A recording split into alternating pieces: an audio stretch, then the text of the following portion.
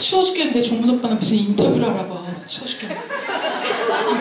여기는 인천 제물포에 위치한 한 교회입니다. 지금 교회 안에서는 성탄절 예배가 한창인데요. 아주 작은 꼬마에서부터 노인까지 누가 이들을 이 자리에 불렀고 있을까요? 보시지요.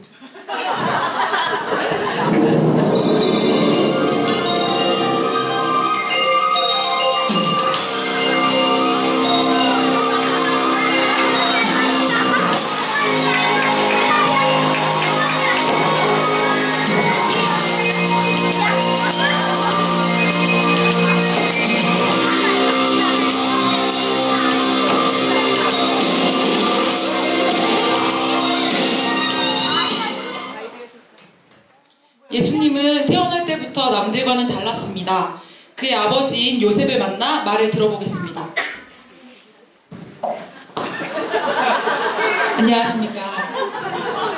인터뷰에 응해주셔서 정말 감사드립니다. 네, 예수님의 탄생에 대해 이야기 좀 해주시겠습니까? 제가 아직 마리아랑 결혼하기 전이었어요. 근데 갑자기 마리아가 입증을 했다는 거예요. 아이고요!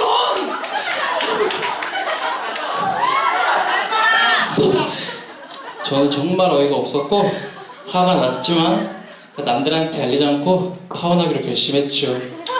근데 그러던 중 꿈에 하나님의 사자가 마리아 데려오기를 무서워하지 말라는 거예요. 마리아는 성령으로 잉태된 거고 아들이 태어날 건데 이름을 예수라고 하라고 하며 그가 우리의 구세주가 될 거라고 하셨어요.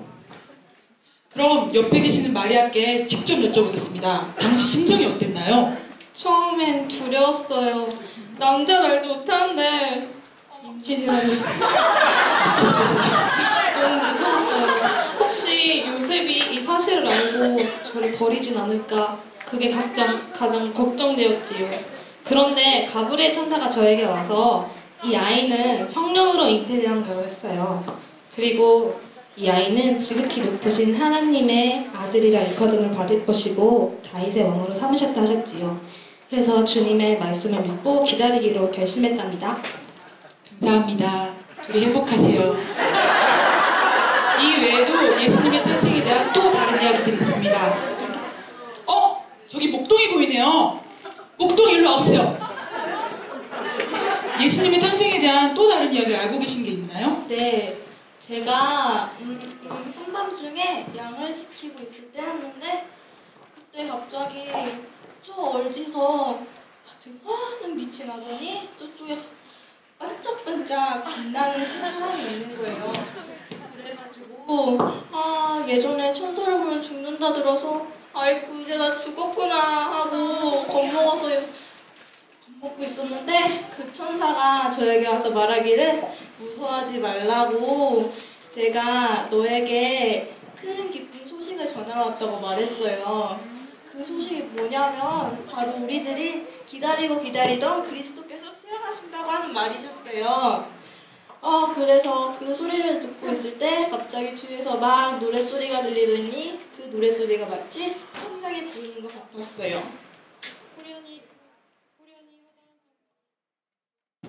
그 천사와 함께 있어 하나님을 찬송하여 가로되 지극히 높은 곳에서는 하나님께 영광이요 땅에서는 기뻐하심을 입은 사람들 중에 평화로다 하니라. 그래서 천사들이 하늘로 올라간 뒤 우리는 베들레헴으로 달려갔어요. Israel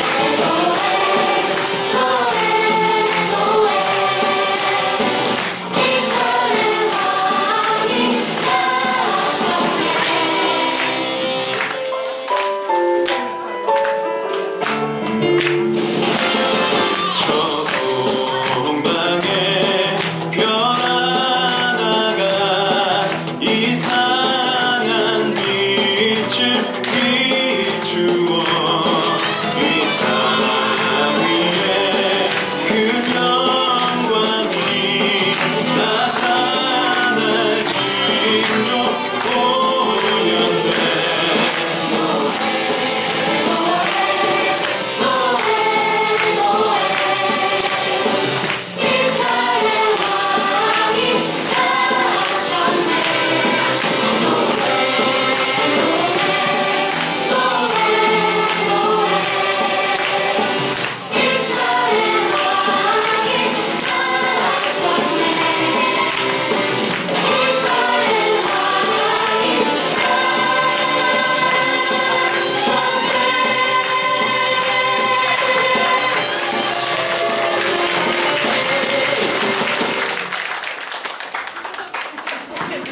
이렇게 태생부터 특별했던 예수님은 그 어린 시절도 남달랐었습니다.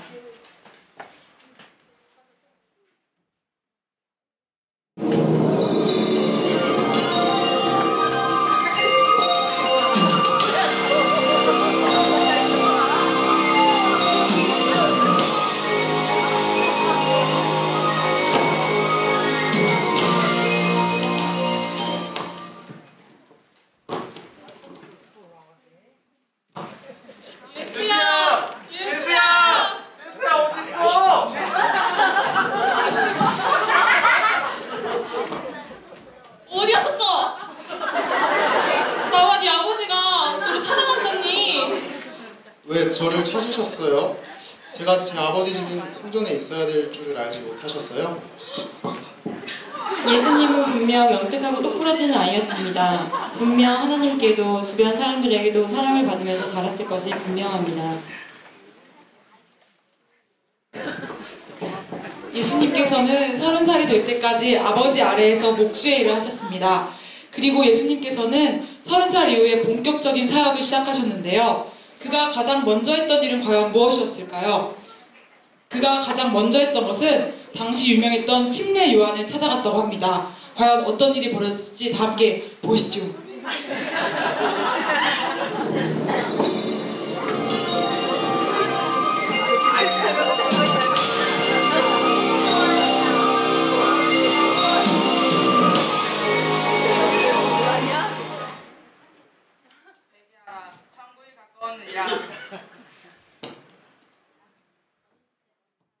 저에게도 침례를 주십시오. 제가 당신에게 침례를 받아야 되는데 어찌 당신이 저에게 침례를 달라십니까? 그렇게 하십시오. 이렇게 하여 하나님의 모든 일이 이루는 것이 합당합니다. 이때 신기한 일이 발생하게 됩니다. 갑자기 하늘이 열리고 비둘기의 형상 같은 하나님의 성령이 예수님 위에 임하더니 이는 내 사랑하는 아들이요 내 기뻐하는 자라 라는 음성이 하늘로부터 들리게 됩니다.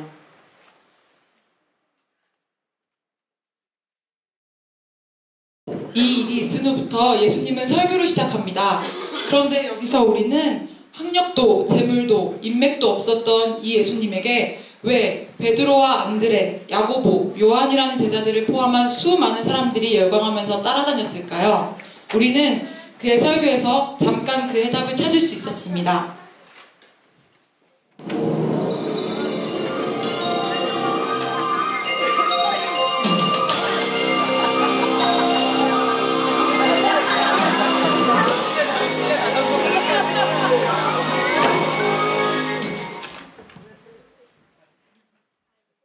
심령이 가난한 자는 복이 있나니 천국이 저희 것이며 애통하는 자는 복이 있나니 저희가 위로를 받을 것이며 의에 줄이고 목마른 자는 복이 있나니 저희가 복을 받을 것이로다.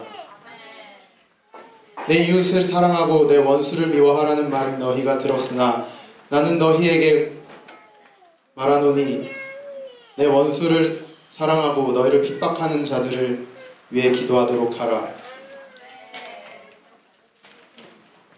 이렇듯 예수님은 당시의 파격적인 설교를 통해 당대 유대인들을 놀라게 했습니다.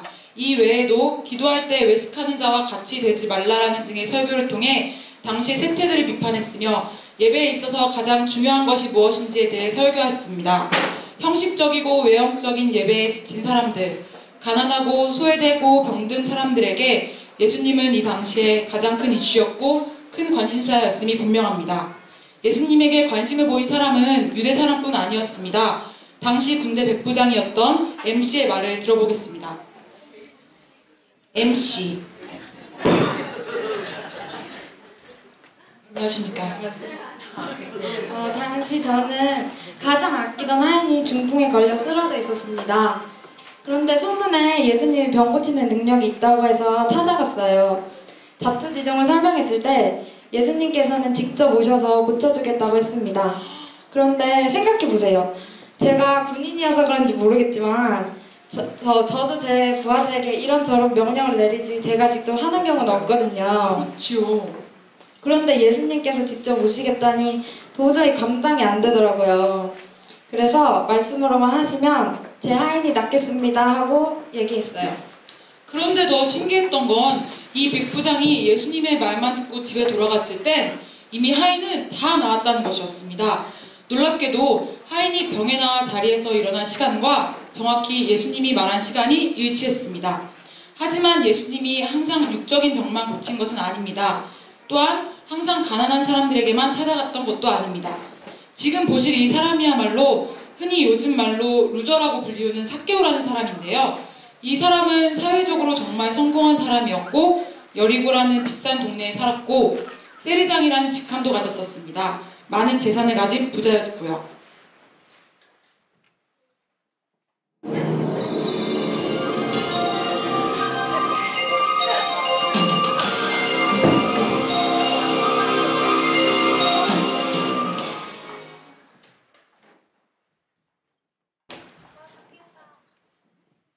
오늘 예수라는 사람이 여길 지나간다지?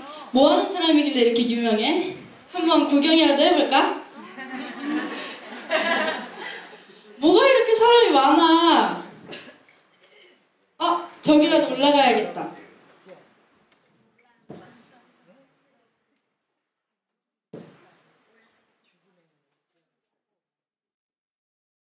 삭개오야, 속히 내려오너라. 내가 오늘 너희 집에서 묵어야겠구나. 네, 주님. 어서 저희 집으로 오세요.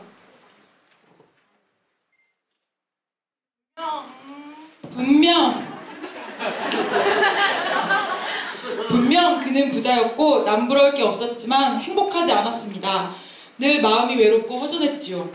예수님은 눈으로 볼 수 없는 삭개오의 병을 보고 삭개오를 치유하기 위해 그를 불렀을 것입니다. 결국 삭개오도 예수님을 믿고 구원을 받게 되었고 삶이 완전히 변화되었습니다. 하지만 대부분 예수님의 행적에서 볼 수 있듯이 예수님의 시선은 항상 가난하고 병든 사람에게 향했었고 도움이 필요한 사람들에게 다가가 기적을 행했습니다. 여기 그 대표적인 사건이 있습니다. 어머, 저기 귀여운 꼬마가 있네요. 그때 기억해요? 저한테 기억나는 대로 이야기 좀 해주세요. 그때요? 사람이 엄청 많았어요. 얼마나 많았어요? 5,000명? 예수님이 막 여러 재밌는 얘기를 해주셨어요.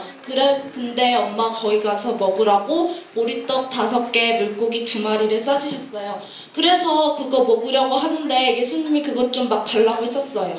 아깝지 않았어요? 네? 아깝지 않았냐고요? 네.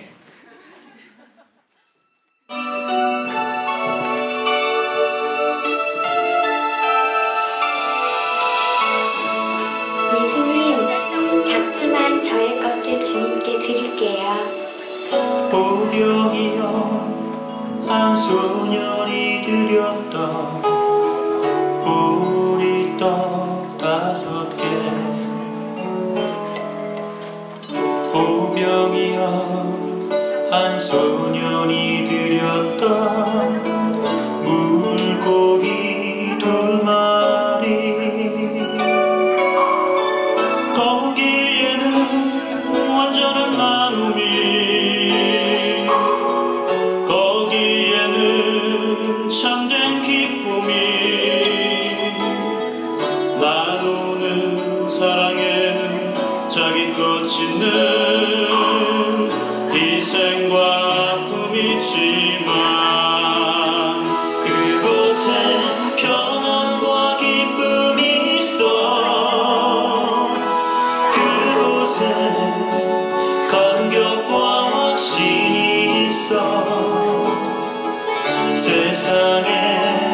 가치로 매길 수 없는 놀라운 힘이 있어요.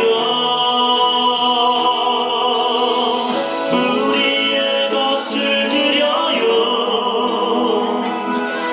우리의 보병이여 드려요. 작지만 소중한 우리들의 보병이여 드려요.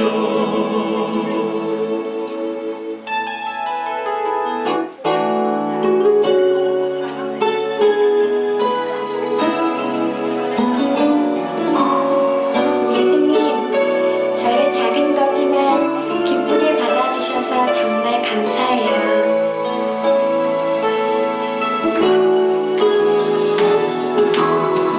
거기에는 완전한 나눔이, 거기에는 참된 기쁨이, 나누는 사랑에는 자기 것 짓는 희생과 아픔이지만 그곳에 평안과 기쁨이 있어. 그곳에 감격과 확신이 있어.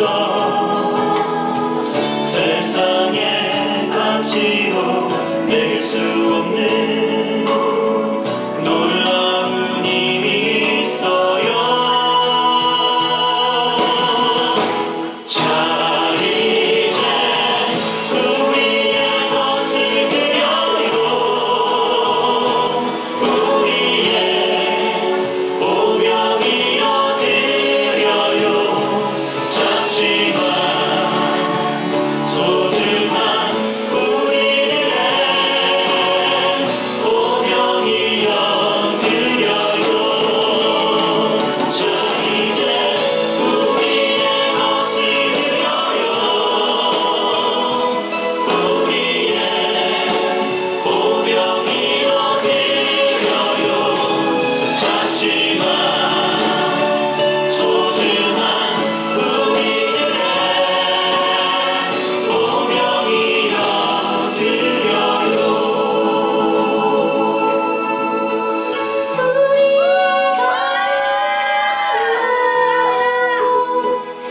우리의 보병이여 드려요. 작지만 소중한 우리들의 보병이여 드려요.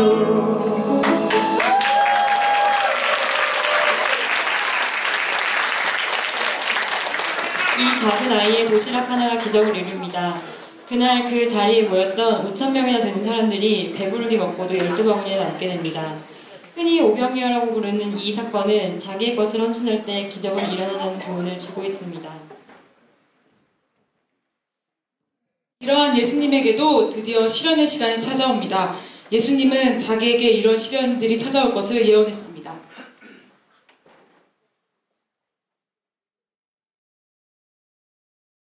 안녕하십니까. 모자이크 처리는 해드릴 테니 잘 얘기해 보십시오. 그때 기억하시나요? 그때를 생각하면 아직도 눈물이 납니다. 휴지 좀 갖다 주시겠습니까? 아이고 있으시네요. 그때 예수님이 같이 기도하자고 할 때 기도할 걸. 예수님 부인. 그만합시다. 오늘 말 못하겠습니다. 감사합니다. 자기의 사랑하는 제자 유다에게 배신당하고 제자들에게 철저하게 버림받습니다. 또한 가장 사랑했던 제자 베드로는 예수님을 3번이나 부인하게 됩니다. 그러면 우리는 여기서 예수님의 죄명을 살펴볼 필요가 있습니다.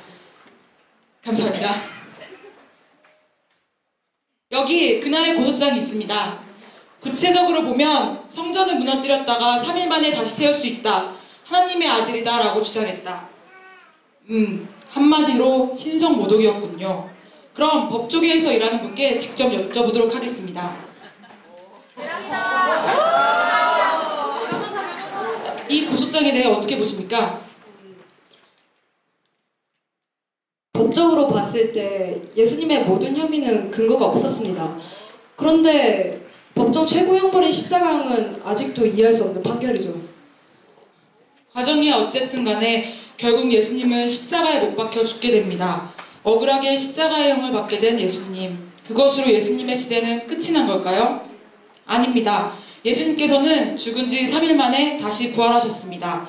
그리고 예수님은 하늘로 올라가기 전 마지막으로 제자들을 찾아옵니다.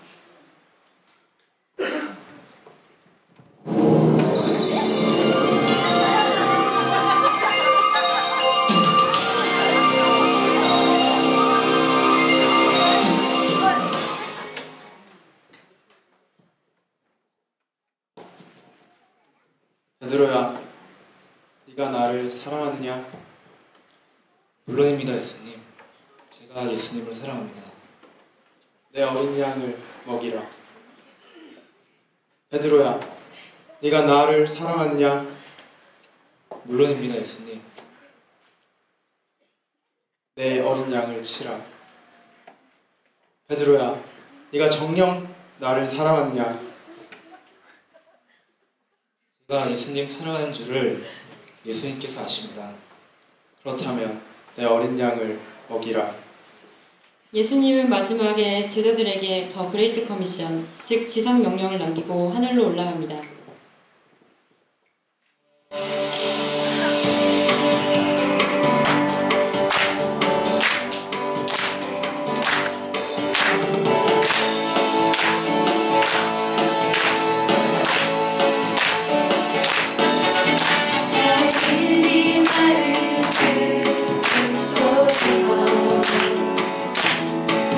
주님 그 연한 제자 다시 만나시사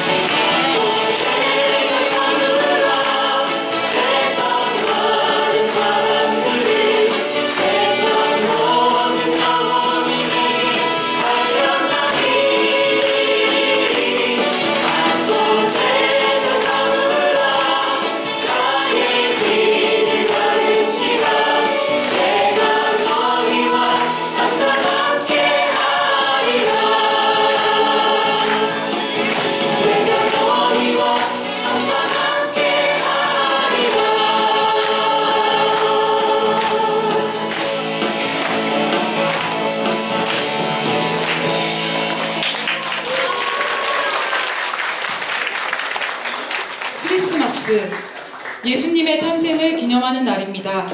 그런데 크리스마스 하면 가장 먼저 생각나는 것이 무엇이죠? 네, 그 어디에도 예수님은 없습니다. 2000년 전에 이 땅에 내려와 모든 것을 다 이루고 승천한 예수님, 그리고 남겨진 우리와 지상 명령. 주인공이 빠진 크리스마스를 보며 우리가 어떻게 살아가야 하는지, 무엇을 목표로 살아가야 하는지 다시 한번 생각해 보게 됩니다.